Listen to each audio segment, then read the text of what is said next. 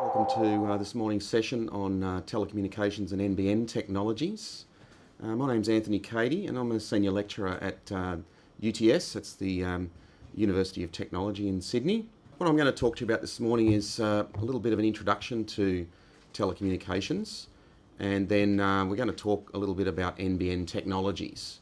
And these include fibre, both fibre to the premises, fibre to the curb, cellular wireless, a bit like your mobile phones, but a little bit different. I'll explain that later on.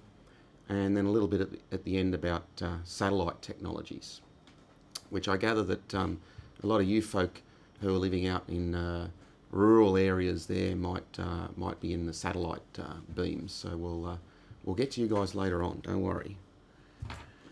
So telecommunications, what is it? It's all about moving information from one place to another, which sounds really simple, doesn't it? But in fact, it's quite complex because there's many different types of information, things like voice, video, what we're doing this morning, emails, files, pictures, web pages, many other forms. And sometimes that information needs to go across a room, and sometimes it needs to go around the planet.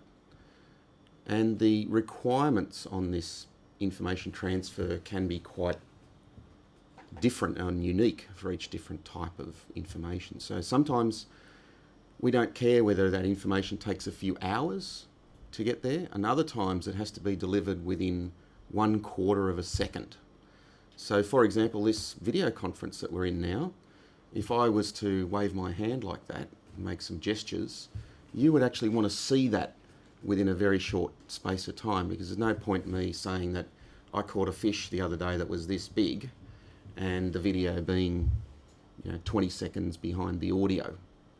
So we need to make sure that information's delivered in a timely manner when it needs to be, like for this application. And of course, today we've got probably a few dozen people participating in the video conference, but telecommunication engineers actually build systems that can handle millions of users all at the same time. So getting information across the globe for just one person might be a challenge in itself, but getting information at the same time for millions of users is quite another thing again. Well, as telecommunication engineers, we model telecom systems, and we basically have a transmitter on the left-hand side, and we put information in there. So this is our speech or video, whatever it is that we want to send. So we put that in on the left, goes into a transmitter, and the transmitter encodes that into some form of signal, and then it goes through our channel, our telecommunications channel. And sometimes what comes out of that channel is very different to what we put in. That's okay. The job of the receiver then is to decode that and get back to, as close as possible, what we actually put in. But what comes out at the other end, the information, is not always the same as what goes in, but that's okay as long as it's good enough for us to get the meaning across. That's fine. Now, a really key point here is that the transmitter and the receiver, that's these orange bits here, they have to be designed with the properties of this channel in mind, because all channels are different. So we need to be very careful about how we design this transmitter and the receiver. Now, I want to talk to you this morning a little bit about telecommunications using some analogies. And let's say that instead of moving information, that we want to move people or goods. So here you can see a tunnel which is modelling a telecommunications channel. And you can see here that the tunnel in the top in the centre is very narrow. And in fact, it's so narrow that you're lucky to even get one small person through that tunnel at a time. So if you like, the information capacity of that tunnel is very small because the width of that tunnel is very narrow. Okay? And you can see that down on the bottom left here, we've got another tunnel, and you can see it's got a bus going through it. So this tunnel can fit more traffic through it than our small tunnel at the top left. But that tunnel is still somewhat narrow. We can only fit one bus at a time, and that bus would probably have to drive pretty carefully through that tunnel. So the tunnel down here on the right hand side, this is like our information superhighway. You can see we've got 2 lanes. Traffic is zooming through here at a very high speed. Cars, trucks, buses, you name it, they're all going through here. So if we want to build a system that can carry a lot of information, different types of information, we have to build infrastructure like this. If you look at the canal up here on the top right hand side, we've got a canal. This is in England, and you can see we've got a vehicle, a boat, going through here, and that boat is very long and narrow. It's designed to match the particular channel that it's actually using. And here on the top left you can see a section of the Panama Canal. And even though we've got some ocean liners going through here, and these ocean liners can travel at great speed when they're on the open sea, of course when they're going through this narrow section here they have to manoeuvre quite slowly. So the actual channel that's available to us to get the things through that we want to get through, it depends on the properties of that channel. And it's the same in telecommunications. Okay, and you can see here in the middle at the bottom that here we've actually got trucks on trains. So here we're actually, this is like modulation where we're changing the way we're carrying the traffic so that it's adapting to the particular circumstance.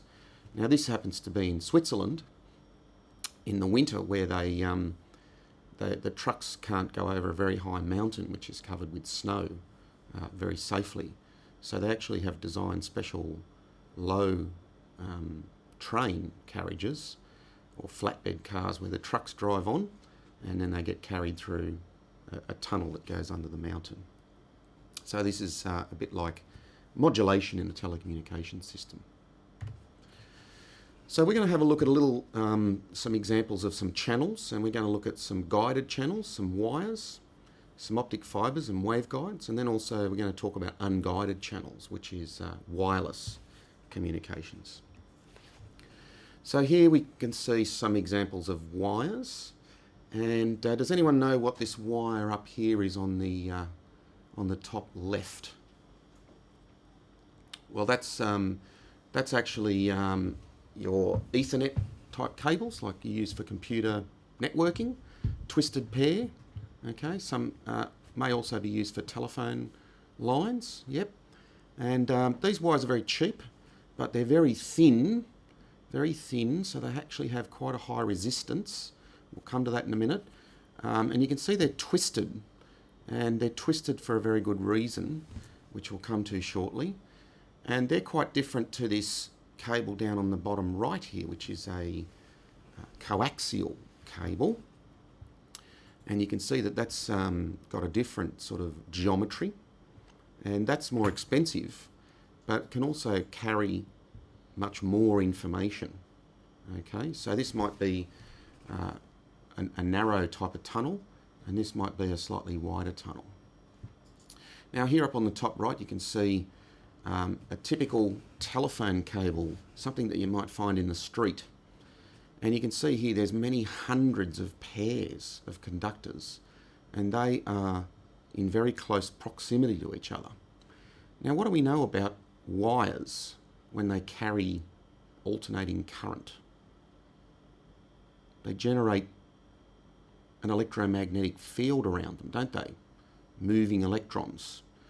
And that electromagnetic field, when it comes into contact with another conductor, actually induces current in that other conductor. So we get what's called crosstalk from one cable into the other.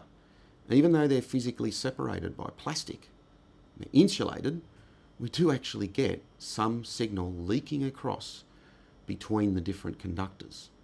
And we don't really want that. It's never intended to happen, but it does actually happen. Now, of course, telephone cables were designed a long time ago, and that was fine for carrying simple information like voice.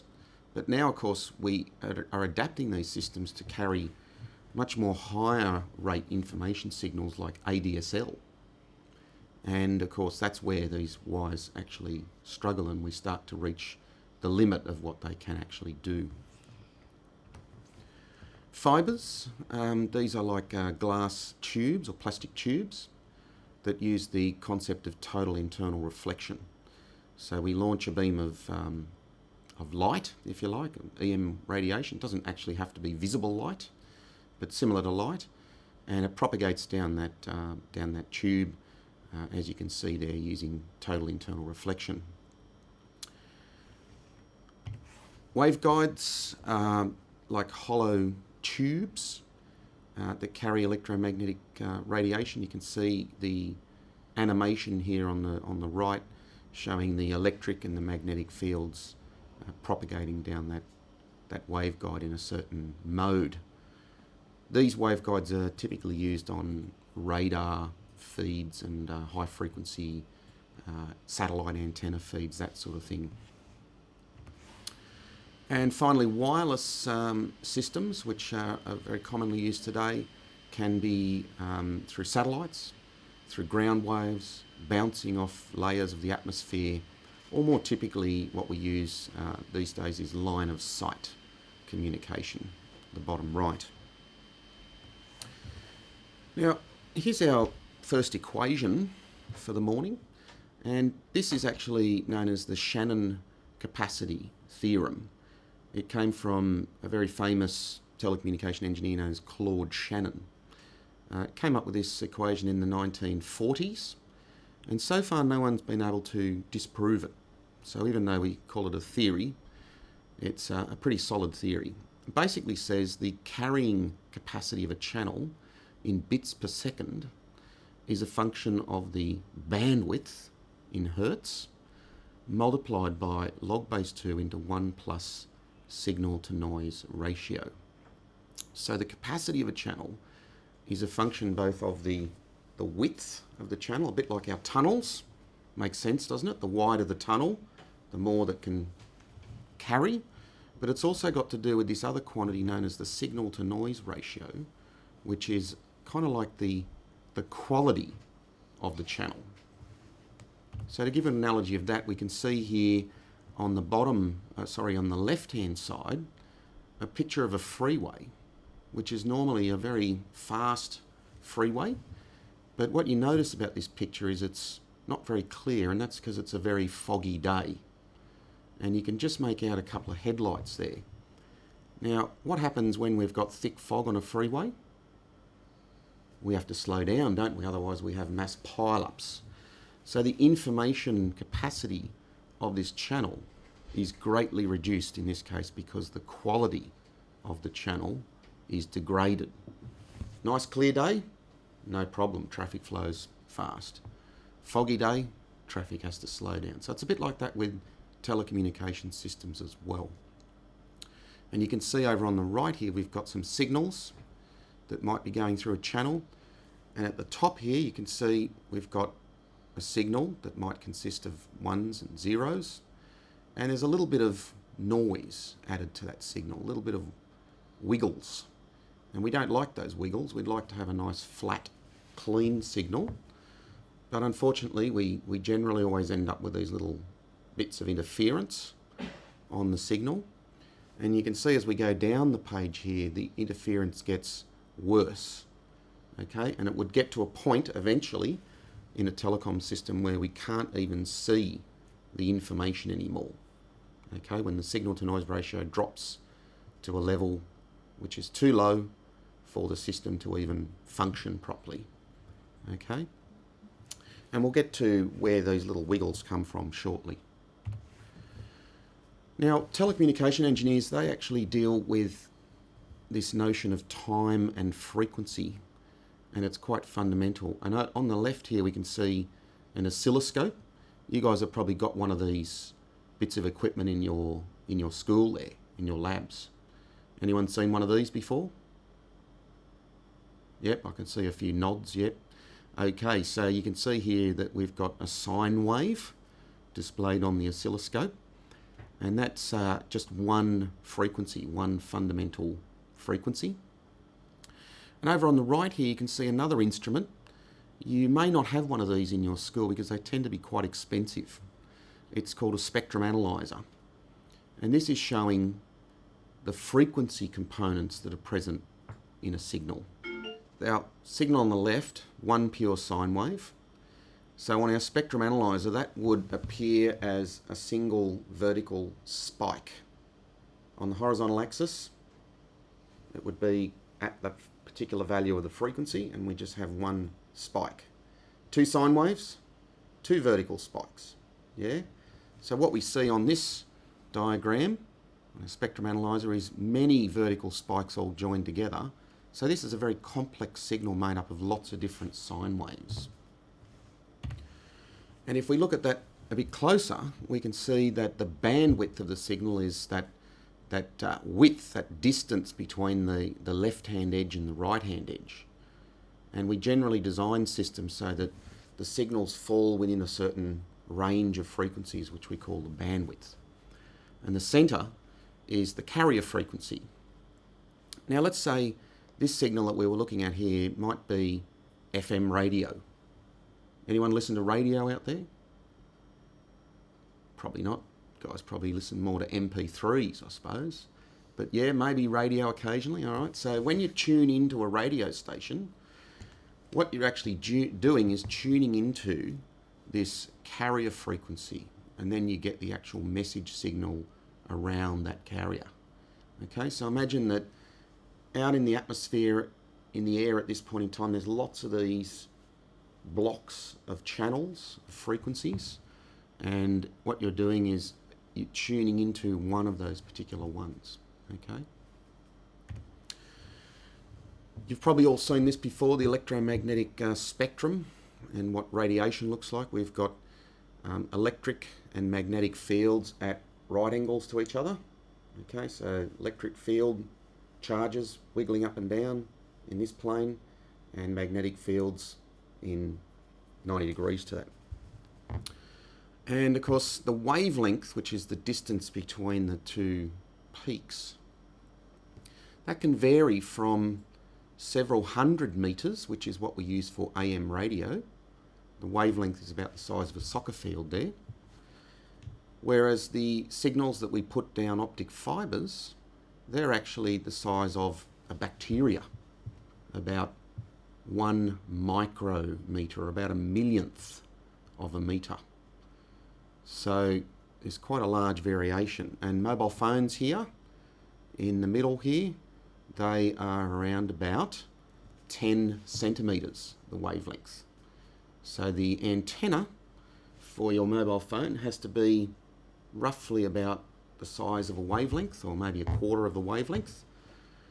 You'll see when that's 10 centimetres, the antenna for the mobile phone can actually be built into the phone itself. Okay, whereas for AM radio, we have to have a huge antenna, several hundred metres long.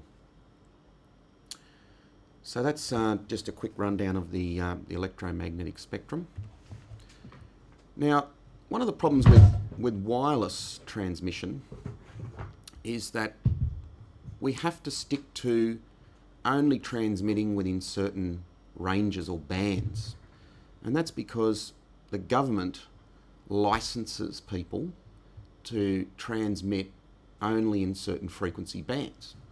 And why do we do that? Because otherwise we'd have a dog's breakfast, a free-for-all. Everyone would be transmitting everywhere, and they'd all be interfering with each other, and nothing would work.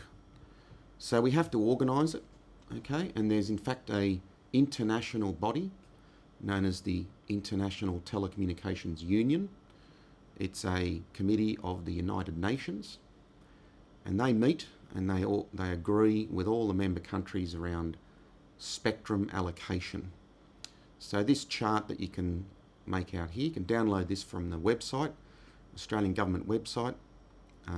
It's the chart for Australia, and they update this from time to time, and you can see the bands there that are used for mobile phones and for Wi-Fi. So moving on to modulation, we've got two types of modulation. We've got analog modulation and we've got digital modulation. Now, analog modulation uses sine waves. That's the signal that we saw on our oscilloscope before. And there's three things that define a sine wave. These are amplitude, that's the height, frequency, that's related to the wavelength, and the phase, which is where the signal actually starts in time. And those three properties give us three different types of continuous wave modulation. We can vary any one of those properties that make up a sine wave. And if we want to get fancy, we can actually vary more than one. So we might decide to vary both the amplitude and the phase, and that gives us what's known as quadrature amplitude modulation. So here you can see some diagrams of some large carrier amplitude modulation. This is what we use in AM radio. So at the top here you can see the message signal, that's our music that we want to send. Here is the carrier signal, and when we modulate them together we get this funny looking modulated sine wave. Okay, and in this frequency domain, what the telecommunications engineers would be interested in, here you have the spectrum of the modulating signal, here's the spectrum of the carrier, and here's the spectrum of the modulated signal. So this is what comes out of our AM radio station.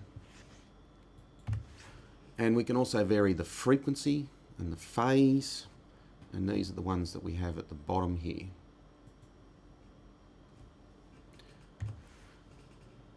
And they're okay, but they do suffer from a little bit of interference problems. So we generally need to go to something a bit more complicated. So here we've got an example where we use both the amplitude and the phase. And you can see these dots here on the left. These are the symbols that we're going to send through the channel. So for any dot we've got a certain amplitude and we've got a certain phase.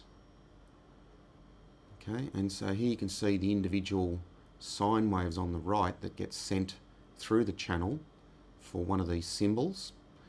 And if you look at this first one, it's got a certain amplitude of 2, and it starts here at about 1.4 and goes up. Okay, and whereas this symbol down here, this 101, it's got the same amplitude, a different phase. It starts down here at about 0.4, minus 0.4, and goes negative. So same amplitude, different phase. So we can build a system that sends 16 different symbols through the channel, but that system has to be a little bit more complex than our simple modulation that we looked at earlier. So let's have a look at some example systems. Any of you guys ever use a dial-up modem? No, probably not. Oh, someone there has, yeah, dial-up modem. Very slow, aren't they? Yeah, 56 kilobits per second maximum. Okay, but it turns out if you go back and plug the numbers into the Shannon capacity theorem, the telephone system is band limited to 3.1 kilohertz. It's extremely narrow. It's a bit like that little tunnel that we saw with the guy trying to squeeze through there. Okay, so the modems that ran at 56 kilobits per second, they were actually about 99% efficient, very close to the Shannon capacity limit. And they actually used that modulation scheme that we just looked at, QAM. But they used 256 different symbols. So let's go back a slide. This one here you can see 16 different symbols, 16 dots. Imagine having 256 of those and building a system that has to pick up all the different amplitudes and all the different phases. But that's what we had with our dial-up modem. That's pretty old technology now. What about ADSL? Anyone use ADSL? Yeah, cool. All right, much faster, yeah? Okay, so ADSL you can see from the diagram on the bottom here, ADSL is actually quite a clever system, and it divides our channel up into about 256 individual little sub-channels. Okay, and you can see them all labelled down here on the bottom. And the green bits here is for sending information upstream from your house up into the internet. And the blue bits are for information coming downstream from the internet back to your house. And what you'll notice is that the green bit is a lot smaller than the blue bit. Why is that? Because we generally download more than what we upload, right? So that's why we have the A in ADSL, that stands for asymmetric. So we've got these individual little sub-channels, and what the system does is it measures the quality of each of those little sub-channels, right? Which is like measuring the amount of fog in those sub-channels. So it measures the quality in every one of those sub-channels a couple of 100 times a second. And it adjusts the type of modulation, in other words, how many QAM symbols we're going to use. We could go all the way down to just 2, a 1 and a 0, or we could go to 4, 16, 32, all the way up to 32,000 symbols on each individual sub-channel. So you can see here the blue graph at the bottom is showing us the number of bits that are allocated to particular sub-channels based on the quality. Now, when ADSL first came out, they actually had a system that wasn't this. It was one modulation scheme for the whole channel. And remember, we looked at those big fat cables with all the thousands of conductors going through there, and we talked about the crosstalk, that you can get interference going across from one channel into the other. Well, they forgot about that when they first designed ADSL, and they designed a system that was not very immune to interference. And it turned out that just a little bit of interference in just one of those sub-channels actually caused the whole system to fail. And so they changed it where they divided up into these little sub-channels. And what happens is if you do get crosstalk in one particular channel, it just turns that channel off, doesn't use it. Not a problem. We still use the other 255 and we still get plenty of bits per second through the channel. So that's how ADSL works. Pretty cool, huh? So analog modulation versus digital. Every time you do something with an analog signal, you degrade the quality of it. You add more fog. It's a bit like, have you ever taken a photograph and photocopied it? And then you make a photocopy of the photocopy. And then a photocopy of the photocopy of the photocopy. What happens? Eventually you get to a point where you can't even see what's in the picture anymore. The quality's so lousy. Same with signals.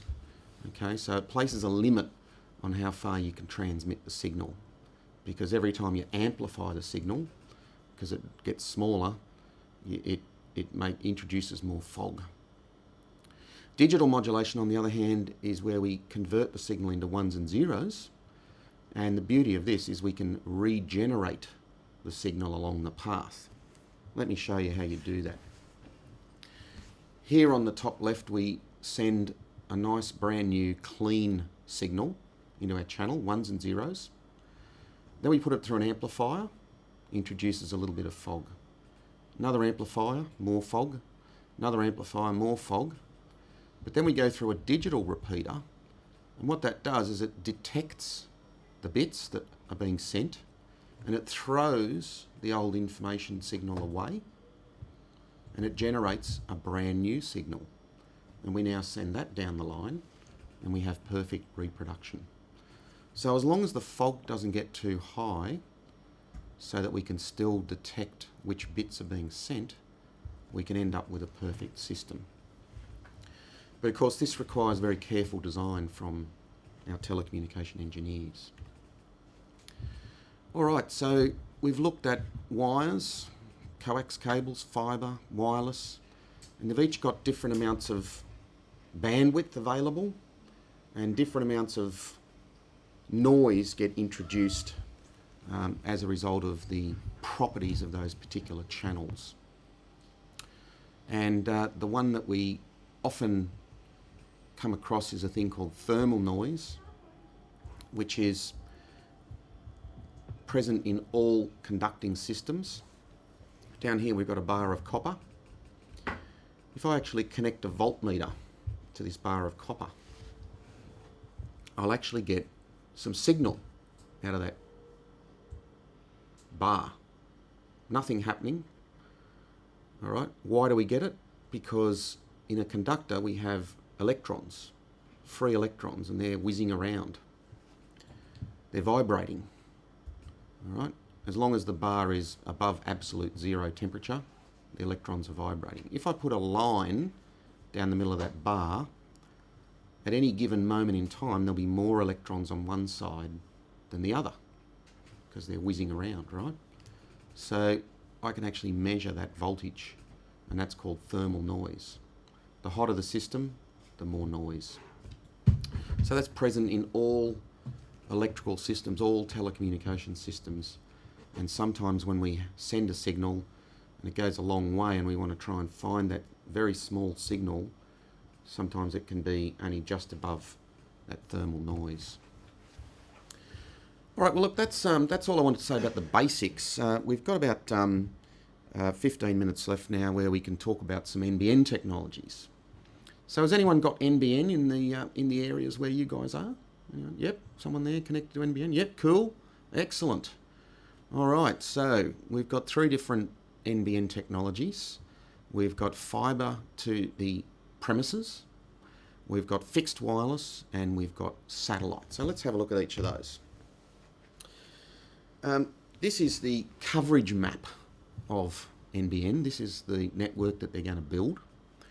Now you can see some red dots, some grey dots, and some yellow.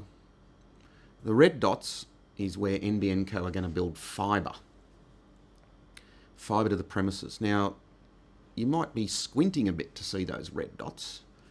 Doesn't look like there's many there, does it?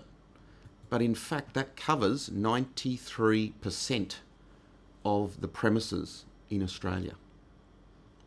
So that just shows how concentrated the cities and towns are in this country.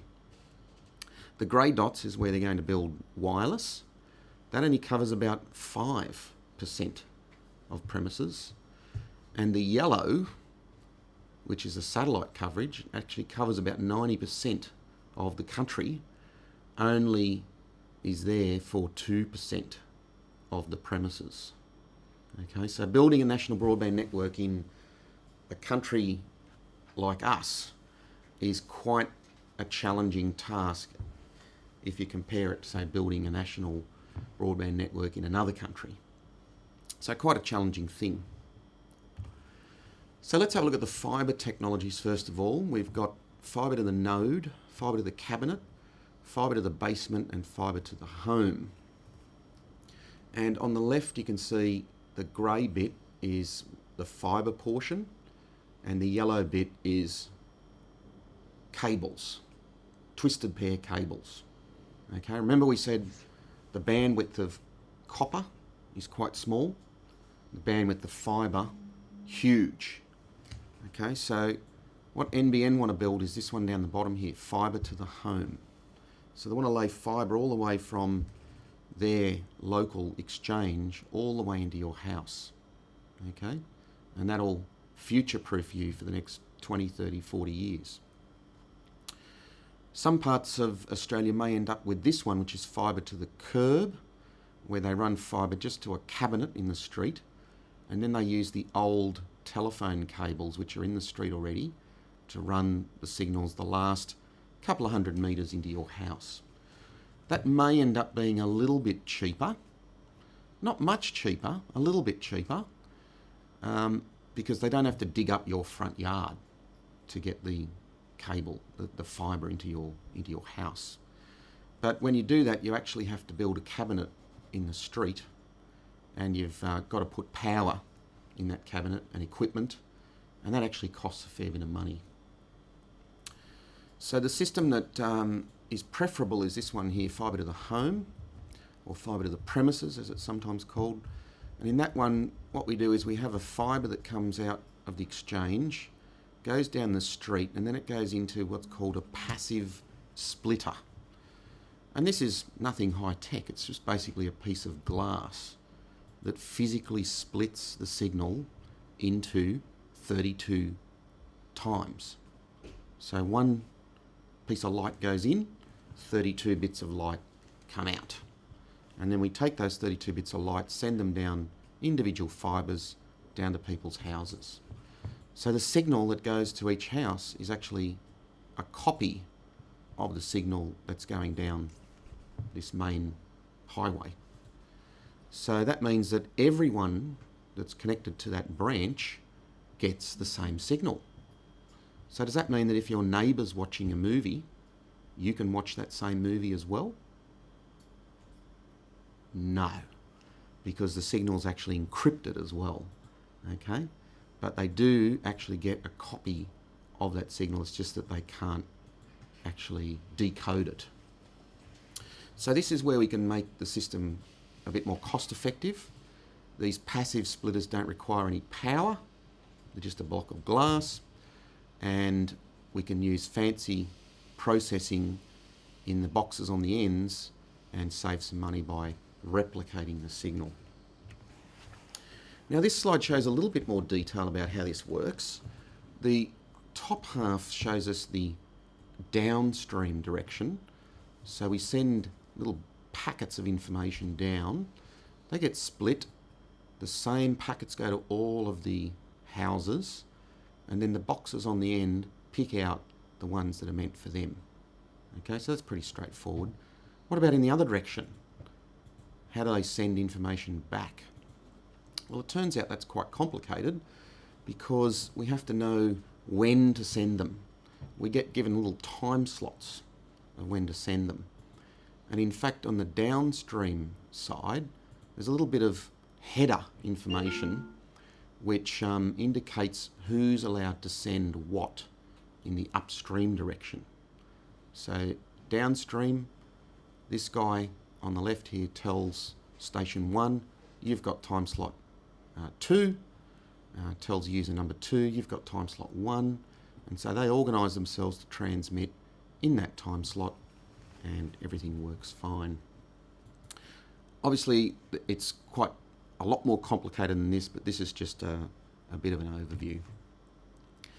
And some typical modulation that's used on fibres is what we call on-off keying. So we have a certain carrier frequency and we just literally turn it on or off. And we use a different carrier frequency for downstream and a different one for upstream. All right, fixed wireless. Any of you guys on wireless NBN out there? Some of you may be. So this is to be used in fringe areas, and it basically is just like your mobile phones, where we go along and we divide the land up into cells, little areas, shown here as hexagons. We whack one of these base station towers up in the middle of the hexagon, and what we do is we cleverly arrange it so that we can reuse the frequencies in non-adjacent cells. So all these yellow ones here actually use the same bands of frequencies, but they do so in a clever way so that they don't interfere with each other. Okay, but in fact, you can see here, if this station here is sending something, this user here is sending something to their cell tower, and there's other users also sending in the same band, you do actually get a little bit of interference.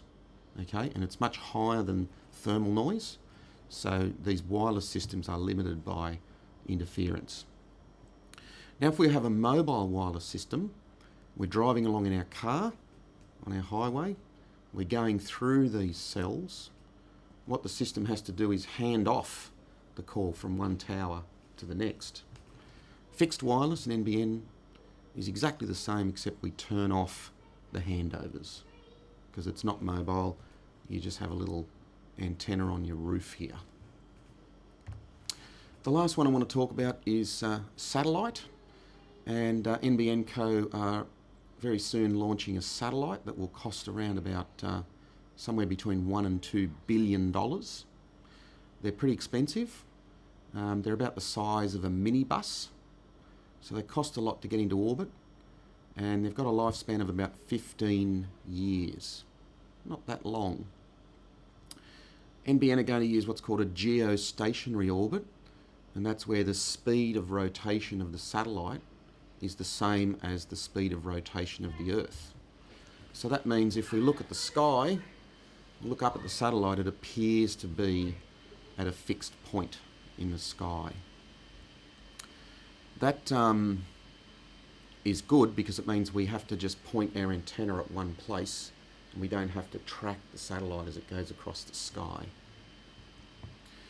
So NBN will be providing services to most of Australia and some island areas using satellite technology. And here you can see the coverage map for Australia. And again, what we've done is we've divided this area up into little cells, or in fact some quite large cells. And you can see up on the top right here, this picture of our satellite. You can see these little circles on the satellite. Each one of those is actually an antenna called a spot beam antenna. And each one of those is focused on one of these cells. And what NBN have done is they've designed these cells so they have the same number of users in each cell, roughly. And that's the way they guarantee to get a reasonable quality of service for all the users. And you can see we've got spot beams for Christmas Island, Cocos Island, Norfolk Island, Lord Howe Island, and we've even got 3 down here for our cousins in Tasmania. Now, last point I want to make here is that with geostationary orbits we do have a problem with voice, and that is delay. So delay, if Bill down here is in the country and he wants to call Fred, he calls him up and he says, "Hello Fred," and that signal goes back down. Fred hears it and he says, "Hi Bill, how are you?" Goes up to the satellite, comes back down. It's actually going to take 4 times 0.122 seconds, or about half a second, before Bill hears the response. And that's because this signal, even though it's travelling at the speed of light, geostationary orbit is 36,500 kilometres, takes about 0.122 seconds to go up. And that time turns out to be a bit too long to just hold a natural conversation. So geostationary orbit's not very good for voice, so we're still going to use good old copper telephone lines for voice for those people. Alright, so just to finish off then, the basics of telecommunications never change. This is what we teach you at university. And there's always a trade-off between bandwidth and power, and the design of any system is limited by theory, money, technology and materials, and sometimes even by social factors. And engineers learn advanced mathematical modelling to help us design complex systems like the ADSL system that we talked about earlier. So I hope that's given you a little bit of insight into telecommunications, and I'd be happy to take any questions.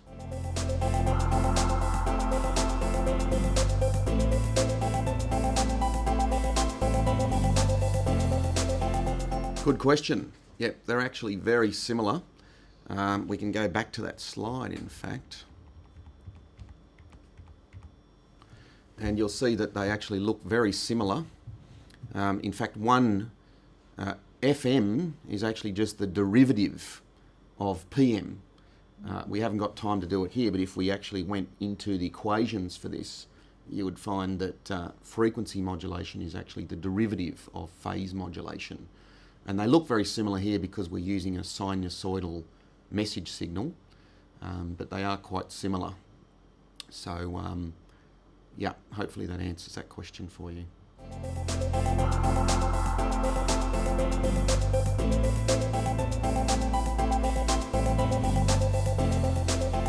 Well, that varies quite a lot.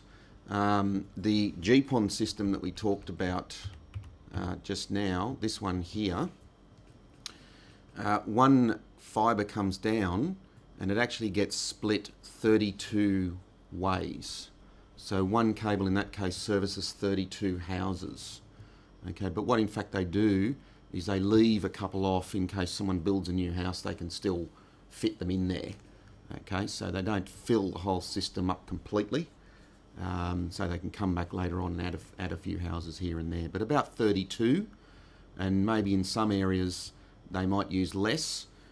If this cable is very short, so the houses are very close to the exchange, you can actually split more than 32. You can split 64 or 128. The further out you go, like if you go up to the full length of 20 kilometres, you may only split 1 to 8. Okay, so it depends. Like I said, telecom systems are always a trade-off between bandwidth and power. Here we've got a fixed amount of bandwidth per user, so depending on the distance that we need to go, and remember the signal gets smaller as the further we go, there's always a trade-off there between the distance and the power.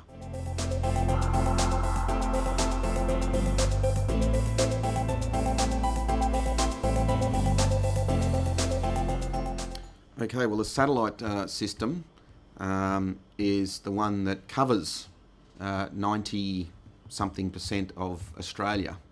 Okay, so the government made a decision that they wanted to provide NBN to every premises in Australia. Okay, so there would be none of this, people in the city have got it and people in the country haven't got it. Okay, unilaterally, everyone in the country has the broadband signal. But the problem is that if someone lives out here in the outback in Western Australia, the cost of running a fibre to them would be insane.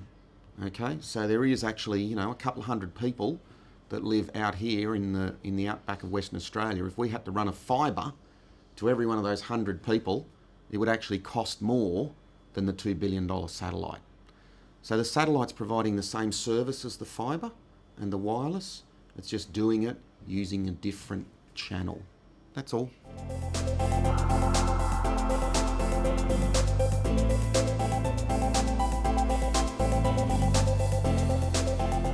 It's very secure. They use extremely sophisticated encryption algorithms and technologies. Is it completely and utterly safe? No. Nothing on the planet is completely and utterly safe. But is it safe enough? Yes, it is.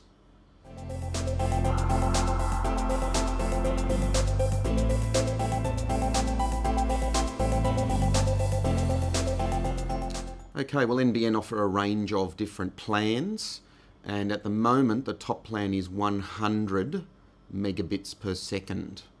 Is anyone getting 100 megabits per second at the moment with their broadband? No, probably not. So that is a step up.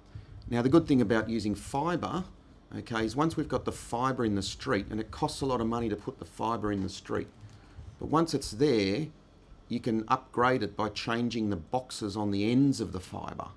So we've already got a situation where we're currently using 2.5 gigabits per second total across the fibre. The technology is already there now to go to 10 gigabits per second on each fibre.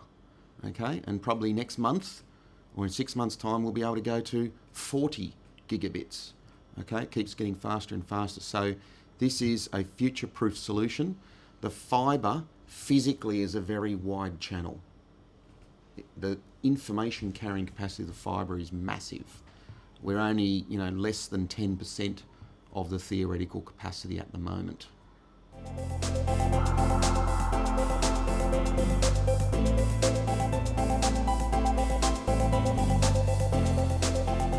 Okay, on-off keying is exactly the same as ASK, amplitude shift keying. Yep, except with amplitude shift keying, sometimes we can do different amplitudes, like let's say minus A and plus A, whereas on-off keying is generally referred to the special case where we just have 0 and plus A. All right, but essentially they're the same thing.